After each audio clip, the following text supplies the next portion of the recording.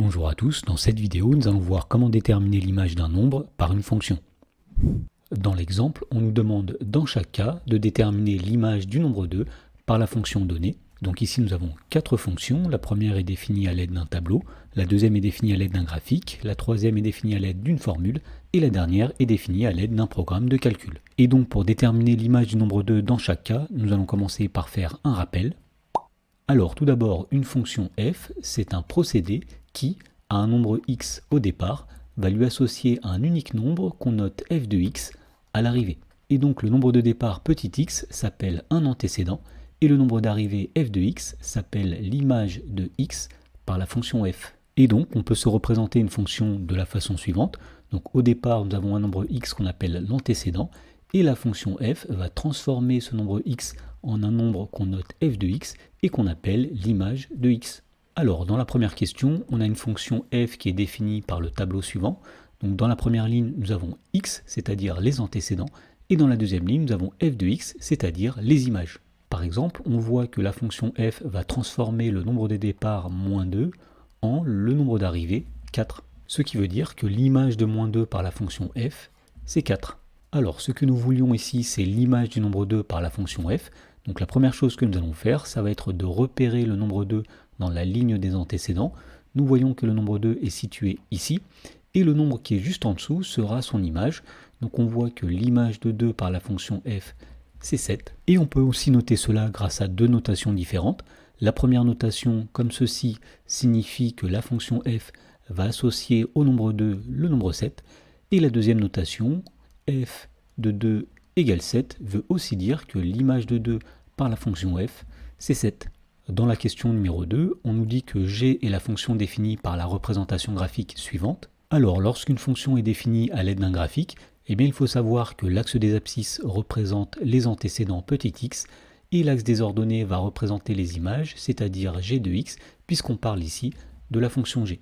Et donc, puisqu'ici, on souhaite déterminer l'image du nombre 2 par la fonction g, eh bien, cela veut dire que 2 est l'antécédent. Donc, on va commencer par repérer le nombre 2 sur l'axe des antécédents. Il est situé ici. Et pour obtenir son image, il suffit tout simplement de monter verticalement jusqu'à la courbe de g et de lire l'ordonnée de ce point. Et donc, on voit ici que l'ordonnée vaut 3. Autrement dit, l'image du nombre 2 par la fonction g est 3. Et donc là encore, on peut noter ceci de deux façons différentes. On peut dire que à 2, la fonction g va associer le nombre 3, ou bien on peut aussi noter g de 2 qui est égal à 3. Dans la question numéro 3, on a h, la fonction qui est définie par l'expression h de x qui est égale à 3x au carré moins 1. Alors la notation qui est ici veut tout simplement dire que si on a le nombre x au départ, le nombre d'arrivée sera 3x au carré moins 1. Et donc pour déterminer l'image du nombre 2 par la fonction h, il suffit tout simplement de remplacer tous les x par 2 dans l'expression qui est donnée. Autrement dit, pour calculer l'image de 2 par la fonction h, il suffit tout simplement de remplacer tous les x par 2 dans l'expression qui est ici, et donc on obtient h de 2 qui est égal à 3 multiplié par 2 au carré moins 1. Alors 2 au carré c'est égal à 4, 3 multiplié par 4 ça donne 12, 12 moins 1 ça va donner 11, et donc on en déduit que l'image du nombre 2 par la fonction h, c'est le nombre 11. Dans la dernière question, on nous dit que k est la fonction qui est définie par le programme de calcul suivant.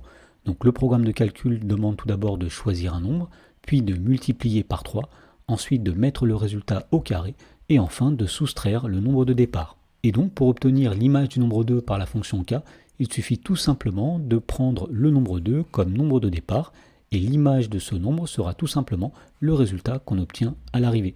Alors si on choisit le nombre 2 au départ, ensuite, nous allons le multiplier par 3. 2 fois 3, cela donne 6. Ensuite, on va mettre le résultat au carré, 6 au carré, c'est-à-dire 36. Et enfin, on va soustraire le nombre de départ. On va prendre le nombre 36 moins le nombre 2. 36 moins 2, cela donne 34. Donc le nombre d'arrivée ici est 34. Et donc on en déduit que l'image du nombre 2 par la fonction k est 34. Et pour noter cela, il y a deux façons de faire. Soit on écrit que la fonction k va associer au nombre 2 le nombre 34, ou bien on peut aussi écrire que k de 2 est égal à 34.